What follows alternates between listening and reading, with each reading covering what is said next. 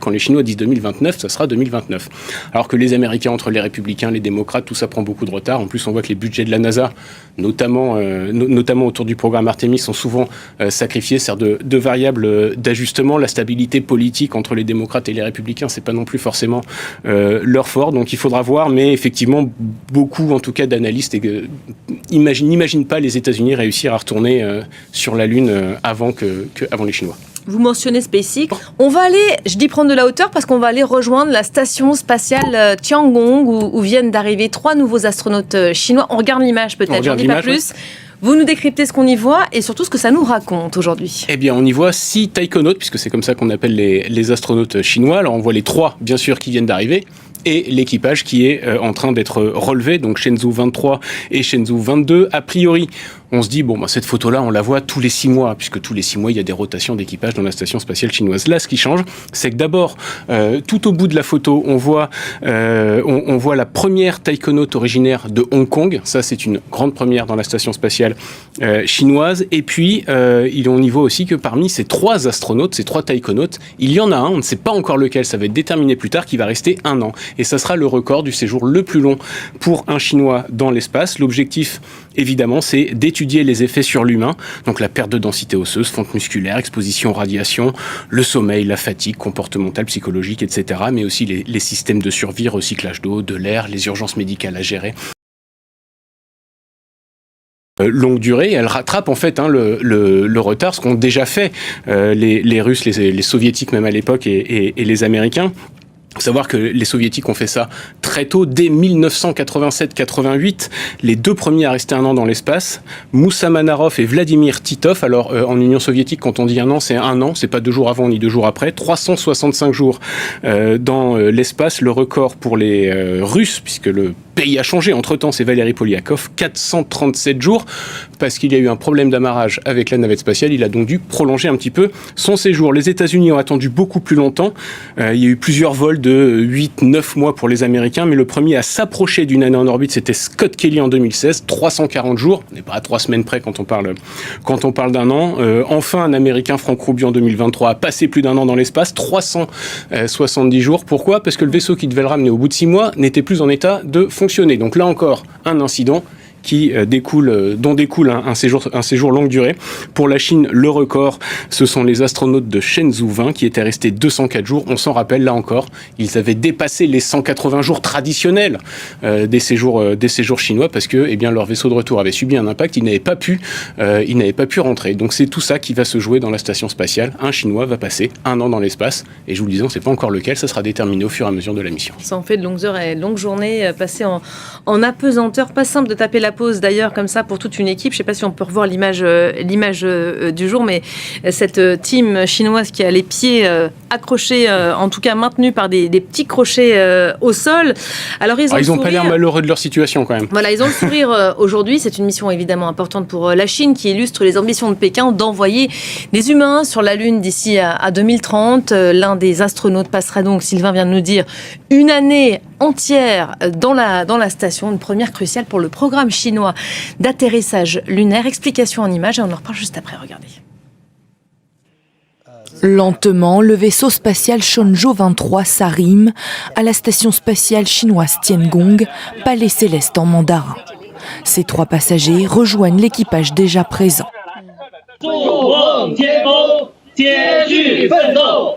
Ces taïkonautes vont y mener des expériences scientifiques et étudier les effets d'un long séjour en microgravité sur le corps humain. Pour accomplir cette mission, l'un des 3 taïkonautes y restera 1 an. Il sera choisi au cours de la mission. Premièrement, nous verrons comment les taïkonautes gèrent les vols de plus longue durée. Deuxièmement, cela permettra de tester notre capacité à préserver la santé des taïkonautes sur une longue période et d'affiner nos systèmes médicaux en orbite. Et troisièmement, cela nous permettra de mener des recherches continues à plus long terme sur des projets scientifiques et la validation de technologies. Objectif chinois, poser des astronautes sur la Lune avant 2030 pour y construire à terme une base scientifique habitée. Dans cette course vers la Lune, et même un jour vers la planète Mars, la Chine est en compétition avec les États-Unis et leur programme Artemis. Pékin prévoit aussi d'accueillir cette année son premier astronaute étranger dans sa station spatiale. Il sera pakistanais. Bon, alors au-delà de l'aspect scientifique, Sylvain, les Chinois vont également faire monter dans leur station spatiale un nom chinois, vous nous dites ? Oui, on l'entend tout à la fin du sujet. C'est l'autre enjeu de cette rotation d'un an. C'est un Pakistanais qui va monter dans la station spatiale chinoise, parce qu'il faut bien comprendre que l'autre objectif d'une station spatiale, ça n'est pas forcément... Il y a évidemment un aspect scientifique, mais il n'y a pas que ça. Il y a aussi un aspect politique, géopolitique. La cohabitation, pas toujours simple. Qui est très important, mais surtout, c'est un aspect qui est aussi vieux que les stations spatiales. Elles ont toujours servi à ça. À l'époque, lorsqu'ils avaient les stations Salyut et puis Mir, les Soviétiques puis les Russes ont fait monter un Syrien, des Bulgares, un Afghan, Cubains, Hongrois, Mongols, Polonais, Roumains, Tchèques, Vietnamiens se sont succédés dans ces stations spatiales. Même en 1982, lorsque le Français Jean-Loup Chrétien monte à bord de la station Salyut 7, c'est quelque chose de très politique, puisqu'à l'époque, c'est le premier Européen de l'Ouest à monter dans l'espace. Ça avait évidemment son importance à l'époque. Il n'est pas monté avec les Américains, il est monté avec les Soviétiques. C'est un voyage qui avait été négocié dans les années 70 entre les chefs d'État de l'époque, donc Valéry Giscard d'Estaing pour la France et Léonid Brejnev pour l'URSS. C'était vraiment fait au plus haut niveau de l'État. Au-delà des rotations, l'une des raisons de la création de la station spatiale, lorsque Georges Bush père annonce que ce projet va se développer, c'est aussi parce que l'Union soviétique vient de s'écrouler, que vous avez des dizaines, des centaines de scientifiques spécialisés dans l'espace, dans les missiles, etc., qui se retrouvent un petit peu dans la nature, et pour ne pas les voir aller en Chine, aller en Corée du Nord, en Iran, etc., eh bien on leur donne ce projet de station spatiale. Et puis si vous voulez encore un autre exemple, Joe Biden avait annoncé lors de son mandat que le premier non-américain à faire partie du programme Artemis et à poser le pied sur la Lune, ce ne serait pas un Européen comme ça avait été annoncé au départ, ce serait un Japonais. Alors c'est pas que la contribution japonaise est plus importante, loin de là, la contribution européenne est beaucoup plus importante, mais c'est simplement pour que le premier asiatique à poser le pied sur la Lune ne soit pas un Chinois. Il y a toujours une dimension extrêmement politique dans une station spatiale, et là aussi, les Chinois développent cet aspect-là grâce à leur station Tiangong 2. Bon, une nouvelle preuve, s'il en fallait une, que la Chine rattrape son retard sur les États-Unis, très clairement. Oui, alors en ce qui concerne la politique, je suis pas sûr que les Chinois aient beaucoup à apprendre des Américains, mais effectivement, dans la conquête, dans l'exploration spatiale, il y a effectivement une partie, en tout cas, de cette composante spatiale où les Chinois rattrapent effectivement leur retard. Alors, pas surtout tout ce qui est scientifique, etc. Non, les Chinois sont encore assez loin des États-Unis qui ont envoyé des sondes vers à peu près tous les objets du système solaire et même au-delà du système solaire avec Voyager. Sur la technologie militaire ou civile, là encore, les Américains ont beaucoup d'avance. Je parle de GPS, de télécommunications, d'observation, de renseignement. Faut pas oublier que le Pentagone a presque autant de satellites en orbite que l'intégralité de la Chine, et ce sans compter les satellites qu'on dit dual, c'est-à-dire avec un usage à la fois civil et militaire.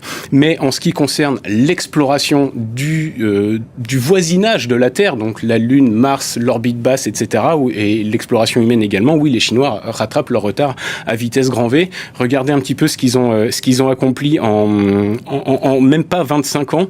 Premier vol avec équipage en 2003, et puis s'enchaîne la première sortie extravéhiculaire en même temps que la première sonde lunaire. La première station spatiale chinoise voit le jour en 2011, c'était Tiangong 1.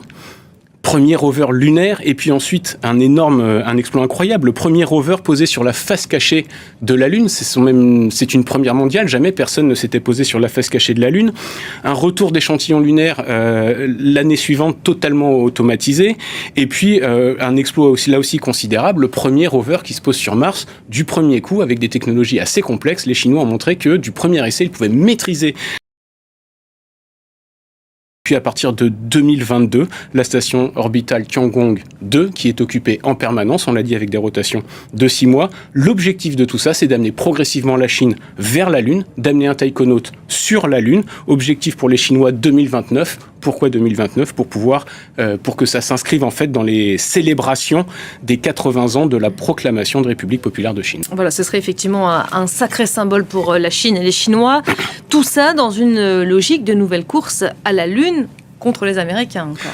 Alors oui et non. La Chine ne fait pas la course. La Chine, elle a un programme d'exploration pour aller sur la Lune. Et puis ensuite, un peu plus loin, on sait exactement de manière très claire à quelle date ils veulent faire quoi. Ils ne s'occupent pas réellement de savoir ce qui se passe aux États-Unis. Pour eux, l'objectif n'est pas d'être les premiers sur la Lune, l'objectif est d'être sur la Lune. La course, elle est vraiment pour les Américains, mais c'est assez logique que les Américains exaltent en fait cette adversité, cet ennemi chinois dans la course à l'espace, parce que déjà ça les ramène un petit peu au moment du programme Apollo avec l'URSS. On sait que les États-Unis ont besoin d'avoir cette stimulation en fait pour pouvoir donner le meilleur d'eux-mêmes, pour mobiliser le secteur industriel, mais surtout pour mobiliser des budgets et puis pour exciter un petit peu l'opinion publique.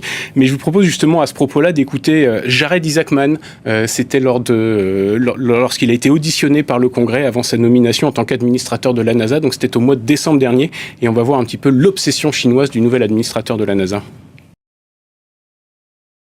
Nous engageons à garantir le succès du programme Artemis lancé par le président Trump pendant son premier mandat, le retour des États-Unis sur la Lune avant notre grand rival et l'établissement d'une présence durable pour comprendre et exploiter la valeur scientifique, économique et sécuritaire de la surface lunaire. Parallèlement, nous ouvrirons la voie à un bond en avant considérable en matière de capacité, en étendant la présence américaine dans l'espace, en accroissant et en accélérant les investissements dans la propulsion nucléaire électrique et thermique et les programmes de production d'énergie de surface.